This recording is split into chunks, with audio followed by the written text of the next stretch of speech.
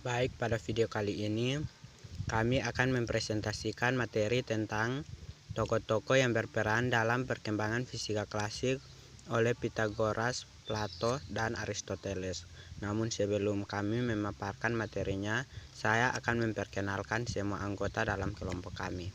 Yang pertama, Yeus Neonova, saya sendiri, dan yang kedua, Artika WK Gafur, yang ketiga Yosinta Lai, dan yang keempat adalah Aldi Ita. Sekian perkenalan singkat dari kelompok kami, selamat menyaksikan.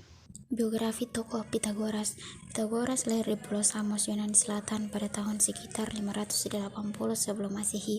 Ayahnya bernama Mesarkus, seorang pedagang yang berasal dari Tyre, dan ibunya Pythais. Pythagoras sendiri sering mengadakan perjalanan ke Babilonia, Mesir, bahkan India. Di Babilonia, dia menjalin hubungan dengan para ahli matematika. Pythagoras meninggalkan tanah kelahirannya dan pindah ke Crotona, Italia. Pythagoras sudah melihat 7 karya dunia kuno yang salah satunya adalah kuil Hera yang terletak di kota kelahirannya.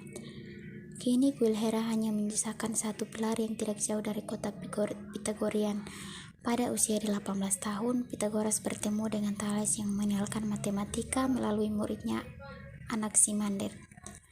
Pandangan Pythagoras mengungkapkan bahwa harmoni terjadi berkat angka.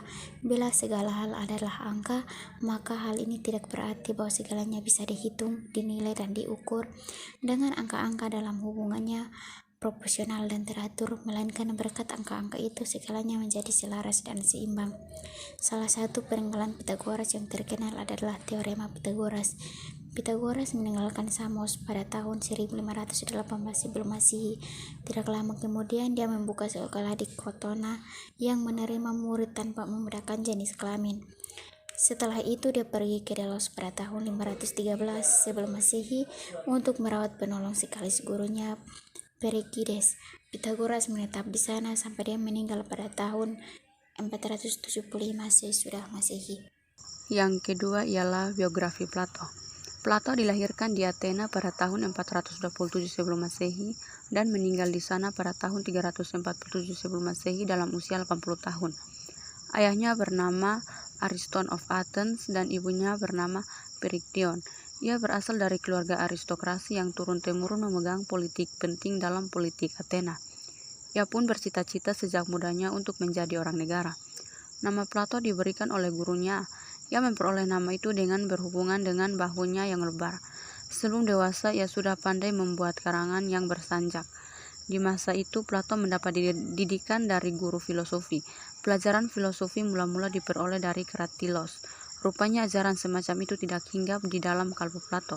Sejak umur 20 tahun, Plato mengikuti pelajaran Sokrates. Tidak lama sesudah Sokrates meninggal, Plato pergi dari Athena di mana ia mengembara 12 tahun lamanya.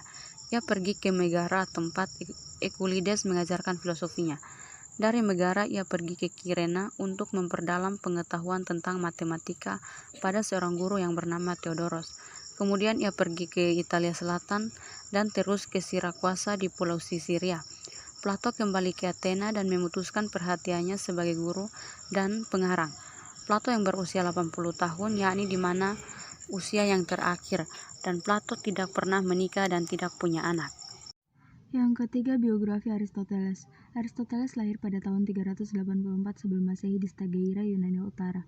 Pada usia 17 tahun, Aristoteles pergi ke Athena belajar di Akademi Plato. Kemudian ia diangkat menjadi seorang guru selama 20 tahun di akademi tersebut. Dengan meninggalnya Plato pada tahun 347 sebelum Masehi, Aristoteles meninggalkan Athena dan mengembara selama 12 tahun. Aristoteles mendirikan akademi di Asos dan menikah dengan Pitias yang tak lama kemudian meninggal. Ia lalu menikah dengan Herpiles yang kemudian memberikan ia seorang anak laki-laki yang akhirnya ia beri nama Nikomakos seperti ayahnya. Pada tahun-tahun berikutnya, ia juga mendirikan akademi di Mittelel. Saat itulah ia sempat menjadi guru Alexander Agung selama 3 tahun. Di tahun 335 sebelum Masehi, sesudah Alexander naik tahta kerajaan, Aristoteles kembali ke Athena dan mendirikan semacam akademi Lyceum. Disinilah selama 12 tahun ia memberikan kuliah, berpikir, mengadakan riset dan eksperimen serta membuat catatan-catatan dengan tekun dan cermat. Aristoteles menolak secara prinsipal cara kediktatoran Alexander, apalagi ketika Alexander menghukum mati sepupu Aristoteles dengan tuduhan pengkhianatan. Aristoteles didakwa kurang ajar kepada dewa dikarenakan penelitian-penelitian yang ia lakukan. Karena takut dibunuh orang Yunani, Aristoteles akhirnya melarikan diri ke Chalcis. 1 tahun setelah pelariannya ke kota itu, tepat pada tahun 322 sebelum Masehi, Aristoteles meninggal pada usia 62 tahun. Sekian video singkat dari kelompok 1.